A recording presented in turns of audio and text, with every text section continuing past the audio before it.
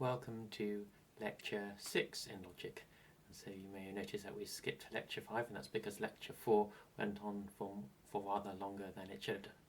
So to recap the story so far, in the first lecture we learned what an argument was and what it means for an argument to be valid and sound. Then in the second lecture we learned about categorical statements such as all cats are mammals, and we learned how to assess the validity of categorical syllogisms. Then in the third, fourth and fifth lectures we learnt about propositional logic involving compound propositions such as P implies Q, and how to formally prove a conclusion from a number of assumptions using rules like modus ponendo ponens. So the question I'm going to raise now is, how do we deal with syllogisms that involve both categorical statements and compound statements? Well, the answer is we use what is called predicate logic. So we first need to explain some of the terminology of predicate logic. So a predicate specifies something about an object, such as its type or a property it possesses. Well, for example, the expression is a cat, or is white, or weighs 5 kilograms are all predicates. They say something about an object. Now, a proper name is an object to which we can apply a specific predicate. For example, you could have Thomas or sugar or this chair, or these are all proper names for objects. And we represent predicates by capital letters and proper names by lowercase letters. And so to predicate something of an object, we write the predicate immediately followed by the proper name. For example, FA would be Thomas is a cat, GB would be sugar is white, and HE would be this chair weighs 5 kilograms. So now consider the categorical statement P, all cats are mammals. Now if we use the letter X referred to as a variable to stand for any proper name whatsoever, we could express the categorical statement P, all cats are mammals, by the statement for any X. If X is a cat, then X is a mammal. So now define the predicate C to be is a cat and M to be the predicate is a mammal. Then we can express the statement P as for any X. CX implies MX. That's just saying exactly the same thing as this. So we just symbolize this part here. And so we use the abbreviation brackets X ... to mean for every X ... So the statement P is thus symbolized as bracket X. CX implies MX. So we'll often refer to just say, instead of saying brackets X, we'll just say for all X. And so the abbreviation brackets X or for all X is called a universal quantifier. So now let's look at existential quantifiers. So now consider the categorical statement Q, some mammal is a cat. Now if we use the letter X to stand for some arbitrary proper name, we could express the categorical statement Q, some mammal is a cat, by the statement there is an object X, such that X is a mammal and X is a cat. So again, we can define the predicates C to be is a cat and M to be the predicate is a mammal. And then we can express the statement Q as there is an object X such that MX and CX. And so we use the abbreviation with this backwards E here, we just say exists. So there exists X ... to mean there is an object X such that ... So the statement Q is thus symbolized as there exists X, MX and CX. So that's just saying exactly the same thing as this, but in completely symbolic form.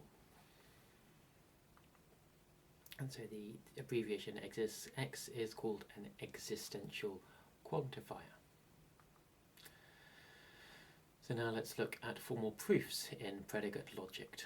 So formal proofs in predicate logic use all the rules of formal proof from propositional logic, but we need 4 more rules to deal with universal and existential quantifiers.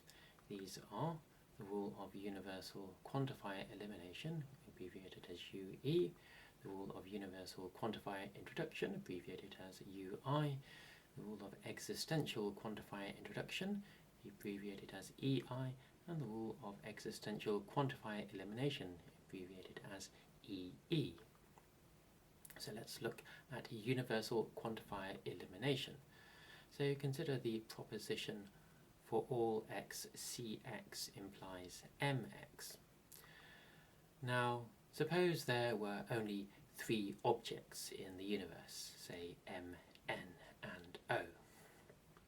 Then, for all x, Cx implies Mx would be equivalent to the statement Cm implies M, and Cn implies Mn, and Co implies Mo. Now, strictly speaking, we should have bracketed this expression, but the equivalence rule of associativity tells us that these expressions are logically equivalent, so we can just ditch the brackets just to make it look a little bit easier to look at and understand what's going on.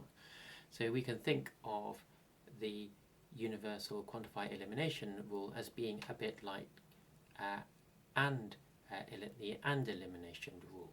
So if we have these 2 tables here and just hear how we use them, so supposing that we have an assumption Cm and then an assumption this conjunction of Cm implies Mn and Cn implies Mn and Co implies Mo, then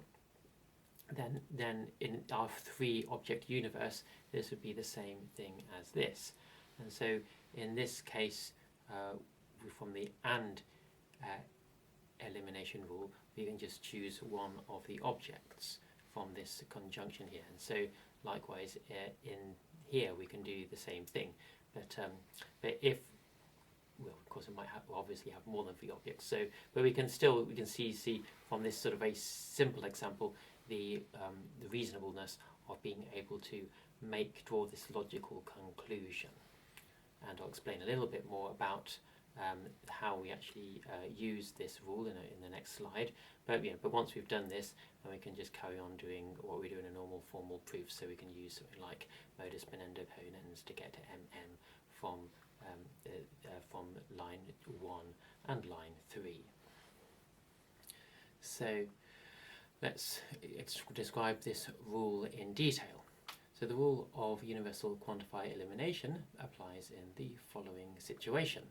Suppose that among the statements in the numbered statement column that there is a statement for all x, ax, where ax is some proposition that depends on x. For example, ax equals cx implies mx.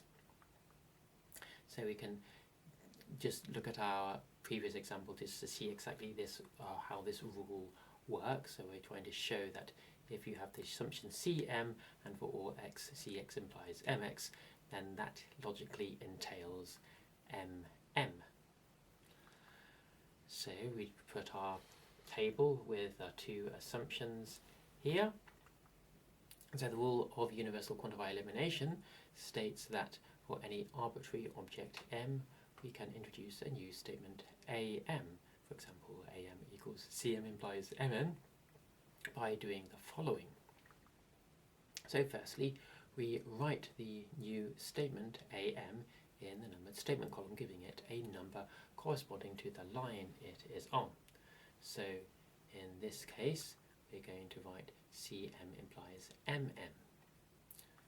And then in the assumptions column for Am, we write all the assumptions numbers for all Ax. So in this case, all the assumptions here, that's going to be 2. So you can have 2 here.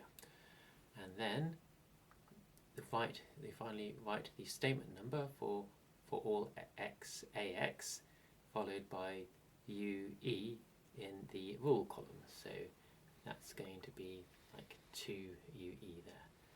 So I think that's a mistake there. We don't need the brackets around the UE. Okay, so that's universal quantify elimination. And we can just carry on doing our syllogism as before, using modus ponens ponens on lines 1 and 3. So this is why it's kind of useful to be able to do this kind of operation, apply this rule. So let's describe how the universal quantifier introduction law works. So the rule of universal quantifier introduction is a bit like the rule of AND introduction. So universal quantifier introduction applies in the following situation. So suppose that among the statements in the numbered statement column that there is a statement of the form AM, for example MM, where none of its assumptions depend on the object M.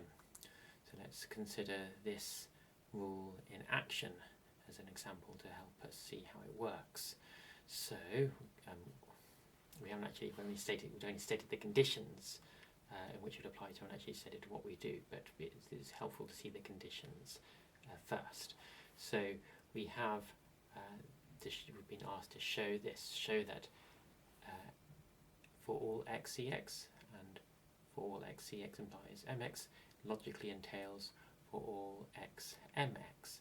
So we begin by creating our table, and this time we've got our two assumptions here, and we use universal elimination to get Cm from this line here, and we use universal quantifier elimination to get this line from this line here. So we've seen that on the previous slide, and now we can use modus ponens ponens on lines 3 and 4 to get mm here.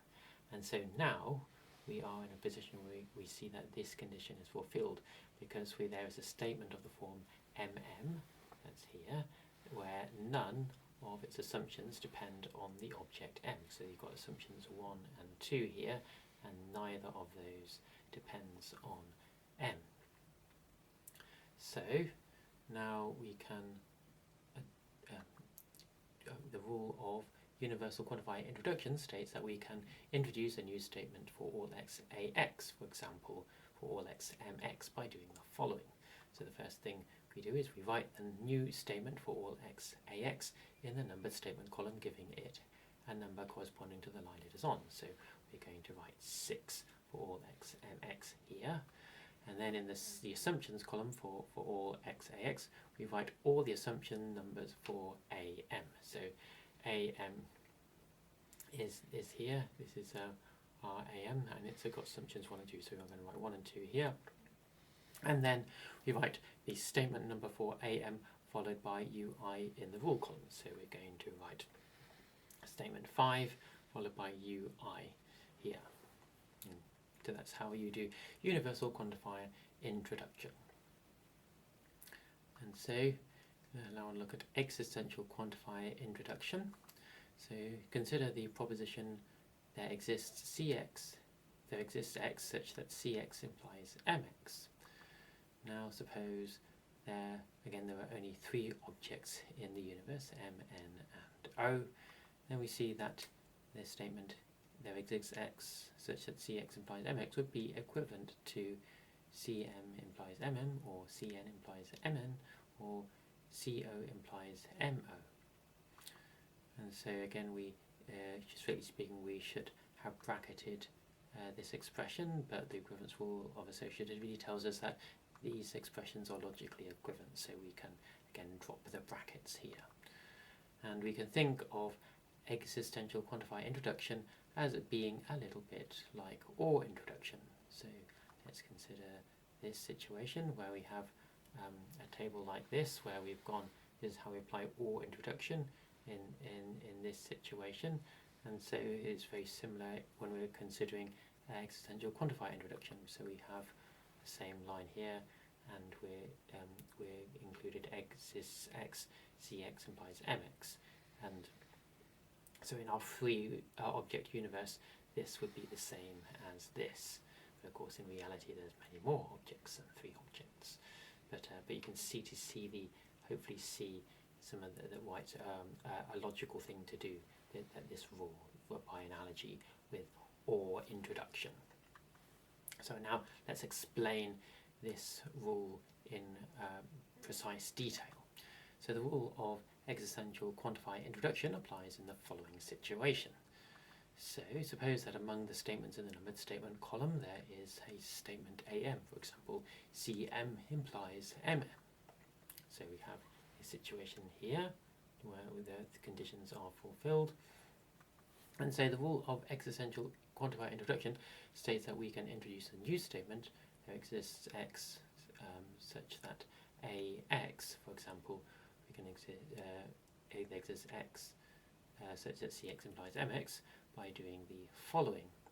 So we write the new statement, there exists X such as AX in the numbered statement column, giving it a number corresponding to the line it is on. So in this example we're just going to write 2 and there exists X such that CX implies MX. And then in the assumptions column for there exists X such that AX, we write all the assumption numbers for AM. So again you just have assumption 1 here, so we're just going to put 1 here. And then we're going to write in the rule column, we write the statement number for AM followed by EI in the rule column. So we're going to write 1, because we've got the 1 here, and EI here. And so existential quantify, now let's look at existential quantify elimination. I think this is probably the hardest rule, because if you recall, the rule of or elimination is probably the hardest one of the rules that we have to learn. So it's easiest to sort of see what's going on with an example, which will describe the exact rule, how it applies to this particular example. So suppose that we're asked to show that there are 2 assumptions for all XCX and there exists X such that CX implies MX. We're supposed to show that this entails there exists X such that MX. So again we draw our table with our 2 assumptions here, and then the rule of existential quantifier elimination is a bit like the rule of OR elimination. So this rule applies when the following conditions are hold. So in the numbered statement column on line J, there is a statement of the form there exists AX. So in this example it exists X such that CX implies MX. And then, so we have AX equals this expression here. And then in the numbered statement column on line K, there is an assumption AM. So for example, CM implies M. And this is, by analogy, this is a bit like, if you think of this as a disjunct, and by analogy this is like one of the disjuncts of here. So if you remember that's how we use OR elimination. When you have a disjunction, we have to show that we have to first find a line with a disjunction on it. And so then we're in a position where we can actually start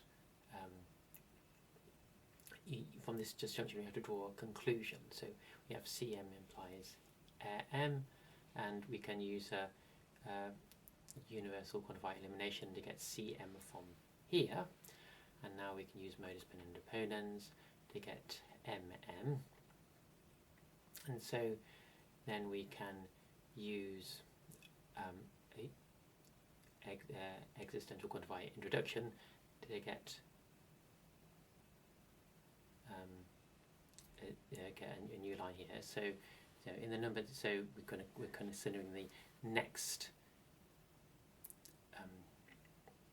We're considering the next condition that needs to be fulfilled. So in the numbered statement column on line L, there is a statement B. So for example, there exists X such that MX, one of whose assumption is AM. But none of its other assumptions depend on the variable M. And so moreover, the variable M does not appear in B. So yes, so this here is our expression B. It depends on 1 and 3. So 1, so that doesn't depend on M, and we have 3, and that does depend on M. So that's because this is our AM here. So the just as we see here, it depends. One of its assumptions is AM, but it's all the other assumptions don't depend on the variable M, and we see here that the expression B itself doesn't have any M's, any lowercase m's appearing in it. And so to get this line, we just used existential quantifier introduction to get from here to here. And so these are the conditions that need to be satisfied in order to apply this rule. And again, just to reiterate, it's really just rather like or elimination, where we assume one of the disjuncts and we draw a conclusion. And so that's so.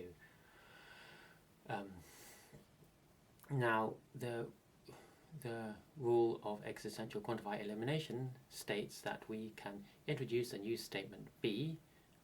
For example, there exists x such that mx by doing the following. So we write the new statement B, giving it a number corresponding to the line it is on. So we're going to write 7, and there exists x such that mx. And then in the assumptions column for this new statement B, we include the following assumptions. So we include all the assumptions for there exists x such that ax from line j. So we have, this is here, that goes down there, and then the next one is we also include all the assumptions for the statement B on line L, except the assumptions AM on line K. And so if you remember, this is just exactly analogous to what we did in OR elimination. So we end up just having, rather than having 1 and 3 here, we just have 1 and 2. And because remember, the whole point of this is trying to find out what, it's so important to keep track of our assumptions, because we're showing that by this rule, that this depends only on assumptions 1 and 2, but it doesn't depend on assumption 3. So that's a really crucial thing to remember, that we're trying to keep track of our assumptions and what we can conclude from our assumptions.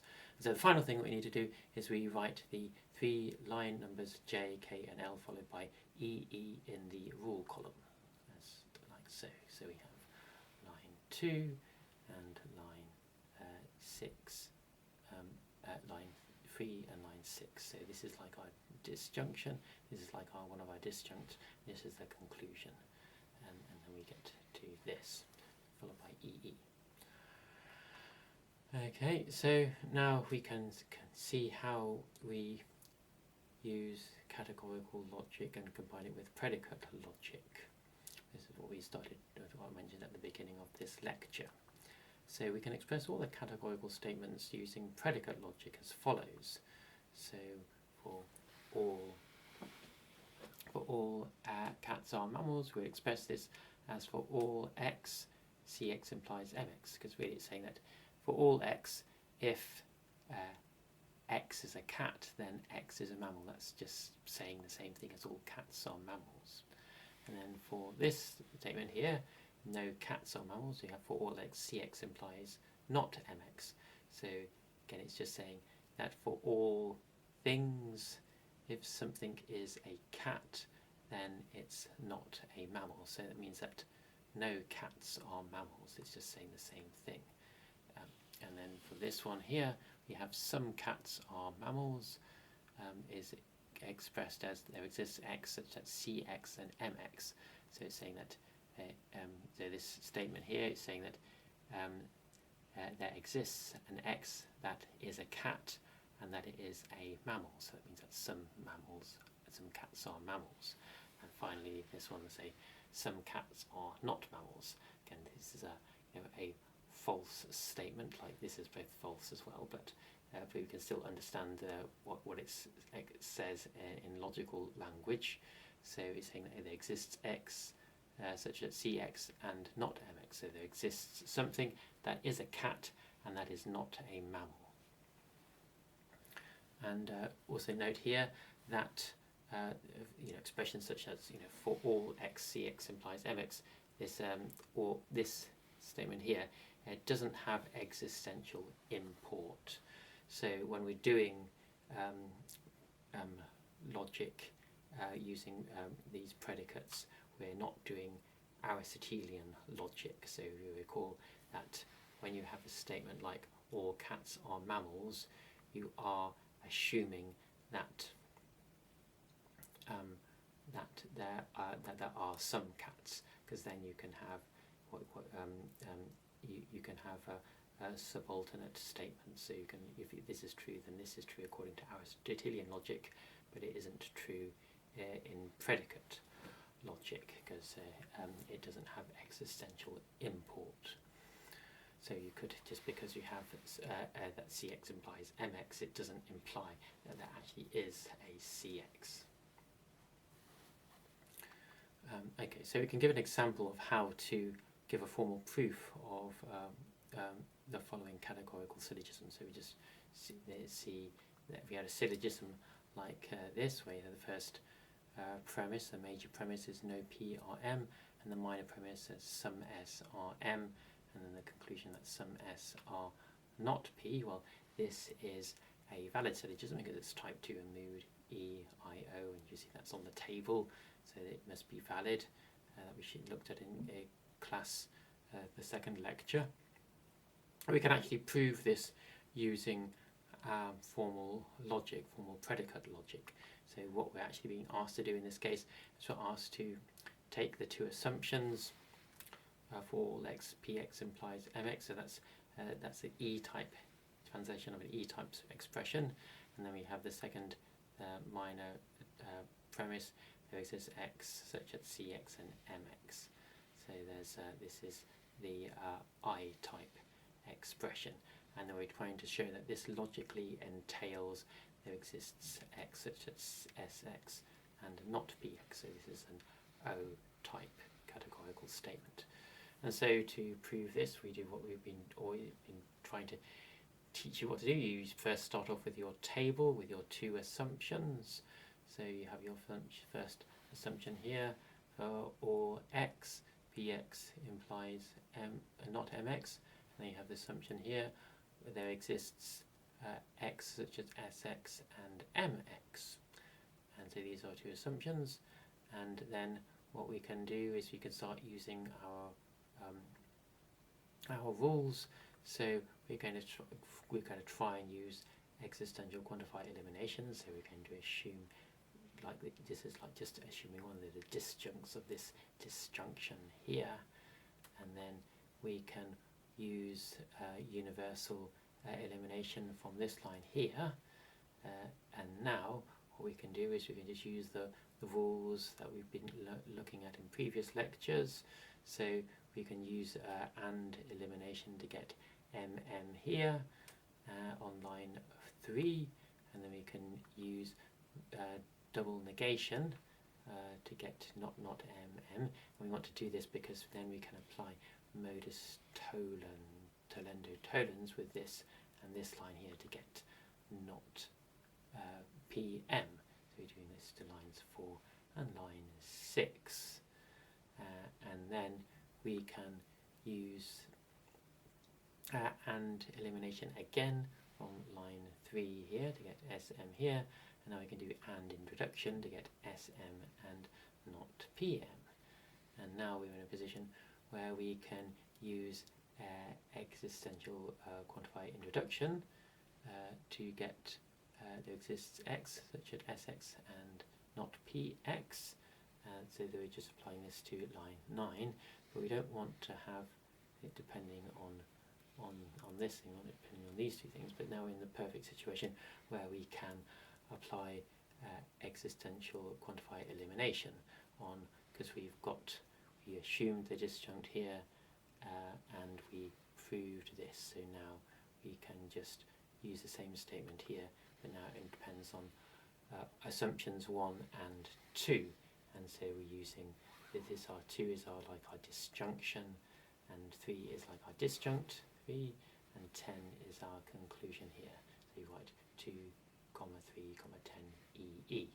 So that's how you prove a categorical syllogism using predicate logic. So it's a little bit more complicated than doing Venn diagrams or these poset diagrams, but I will expect you to understand how to do this for the exam. Okay, so let's look at, because in the previous lectures we saw that we have all these different equivalence rules. So in this lecture we're only going to consider one equivalence rule with quantifier logic, and this is called Quantifier Negation. So we have the following equivalence rules. So there exists x such that ax, this is logically equivalent to not for all x, not ax. Now a very similar equivalence rule is not exists x, ax is equivalent to for all x, not ax. So it's saying that you can, so you could just think of an example of saying, say if you're you could say that there exists x such that x is a cat is logically equivalent to it is not the case that all things that exist are not cats. So that's the same thing that says that there exists, that cats do exist. So it's just a different way of saying the same thing. And so we can prove these logical equivalences using the rules that we've given so far. So I'll just focus on this top rule, equivalence rule here. So we have to show it both ways. So we show it the first way round to prove that if we make the assumption there exists x such that ax, that show that entails not for all x, not ax. So we start off with making our initial assumption, and then we are going to, because we're going to use quantifier existential quantifier elimination, we're going to like assume, you know, this, just like when you assume the disjunct of a disjunction. And so, and then to get a contradiction, we can assume the negation of this statement here, and then we can do universal elimination to get not am here, and then we can now take the conjunction of these two lines of 2 and 4 to get a contradiction am and not am from lines 2 and 4 using and in reduction. And so now we can do reductio ad absurdum on this line and this line here to on this line here and on line phi here. So we get not for all x, not ax, what we deduce from reductio ad absurdum, and now we are in a position where we can apply existential elimination on lines 1, 2 and 6. So you recall that we have, this is a bit like our disjunction. This is like the assuming the disjunct, and this is the conclusion that we draw, and so we can get so this is the disjunct we assume, and so it's like it depends on the assumptions for 1 and 6. That's assumption 2, so it just remains with depends on assumption 1 here. So that's how you prove that way round, and so it's a little bit tricky. You have to think to prove that, and the proving the other way round, the converse, that this is even harder. So if you start off with your assumption, and let's see if we can prove it by reductio ad absurdum. And so we assume a m in the hope of getting a contradiction again, because if we can get not a m from the assumptions we have already, then we will be able to contradict this line here.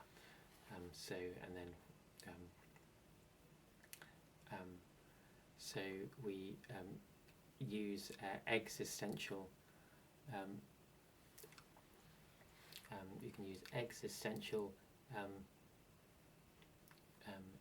elimination. Existential introduction to get an exists x, such as ax applied to this line here, and now we can get a contradiction by doing and introduction on 2 and 4.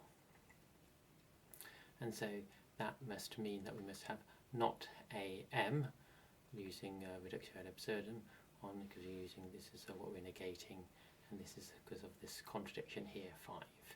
So we have, and now this only depends on 2, so we can do for all x not ax using universal quantifier introduction, and so this is going to contradict this here, and so we can take the conjunction using and introduction, and of these two expressions from 7 and 1, and so this is a contradiction, so we can apply a reductio ad absurdum to take the double negation of this here. So line 2, we get a reductio ad absurdum, and now we can just, and this is only going to depend on line 1, because we don't include the assumption in the contradiction here. And then finally we can use the rule of double negation to get to exists x such that ax. So that's how you prove it that way round. And so you can prove this as an exercise, the second example here. And then you can it also can be helpful to use the rule of quantifier negation, and you just use it similar to how you use all the other rules. If you have an expression like this, then you can just replace this bit by the corresponding bit on the other side of the double colon. So that's what it looked like this. So it's sort of fairly straightforward how to use this rule. But the trick is, when do you need to use this rule? So okay, so and these are just some of the things that you'll be needing to revise for the exam.